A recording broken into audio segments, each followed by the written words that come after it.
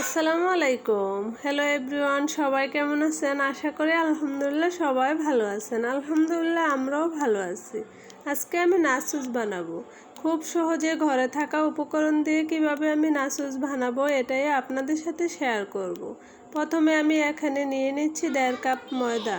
ময়দার মধ্যে আমি এখানে দিয়ে দেব স্বাদ মতো লবণ। আপনারা আপনাদের স্বাদ মতো লবণটা দিতে পারেন। এখানে আমি দিয়ে দিচ্ছি লবণ আর সাথে আমি দিয়ে দেব তেল। আমি এখানে 3 চামচের মতো তেল দিয়েছি। তেল দিয়ে ভালো করে আমি ময়দার সাথে তেল আর লবণ ভালো করে মিশিয়ে নেব।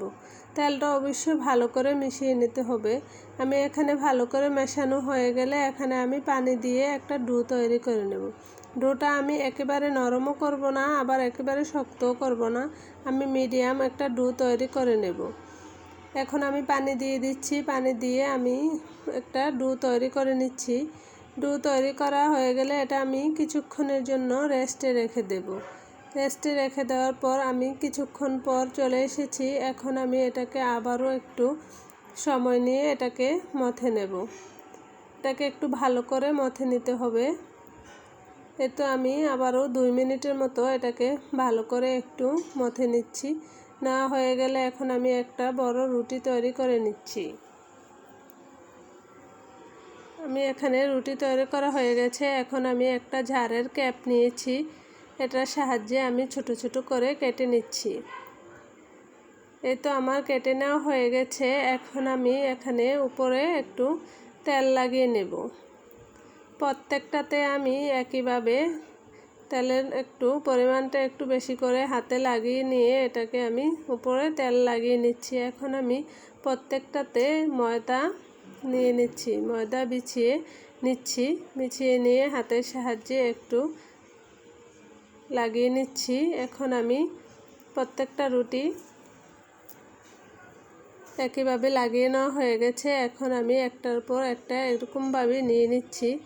নিয়ে একটু চেপে চেপে হাত দিয়ে চেপে নিচ্ছি।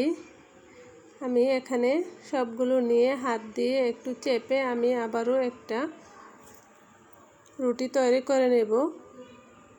আমি এখানে 6টা করে নিয়েছি একটা। এখন আমি সবগুলো দিয়ে একটা রুটি তৈরি করে নেব। এখন আমি কিছুটা ময়দা দিয়ে একটা বেলনের সাহায্যে আমি বেলে একটা রুটি তৈরি করে নিয়েছি। দেখুন আমি কীরকম একটা রুটি তৈরি করেছি। এখন আমি চুলায় একটা প্যান বসিয়ে দিয়েছি। এখন আমি রুটিটা একটু চুলাটা লো হিটে রেখেই আমি ভেজে নেব। হালকা আমি 2 পিঠ হালকা করে একটু জাস্ট একটু ছেঁকে নেব। এই তো পায়ে আমার ছেঁকে নেওয়া হয়ে গেছে। এখন আমি এটাকে নামিয়ে নেব। ছুরির সাহায্যে আমি কেটে নিচ্ছি। আপনারা চাইলে খুলেও কেটে নিতে পারেন, কিন্তু আমি সবগুলো একেবারে কেটে নিচ্ছি। কেটে নেওয়া হয়ে গেলে এখন আমি এগুলোকে খুলে নেব। আপনারা চাইলে একটা রুটি বানিয়েও কেটে নিতে পারেন, কিন্তু আমি এরকমভাবে করে নিচ্ছি। আমার কাছে এভাবেই সহজ মনে হয়েছে, তার জন্য আমি এভাবেই বানিয়েছি। এখন আমার সবগুলো দেখুন কি পাতলা হয়েছে নাচুসগুলো। এখন আমি মুরগির মাংসটা রেডি করে নিচ্ছি। এখানে আমি মুরগির মাংস নিয়েছি ছোট ছোট করে কেটে। এখানে দিয়ে দিয়েছি লবণ, দিয়ে দিচ্ছি হলুদের গুঁড়া, মরিচের গুঁড়া। এখন আমি এখানে দিয়ে দেব আদা রসুন বাটা আর দিয়ে দেব সয়া সস। আমি এখানে সয়া সস দিচ্ছি। আমি এখানে 2 চামচের মতো সয়া সস দিয়েছি আর দিয়ে দিচ্ছি টমেটো সস। দিয়ে সবগুলো একটু ভালো করে মিশিয়ে নেব।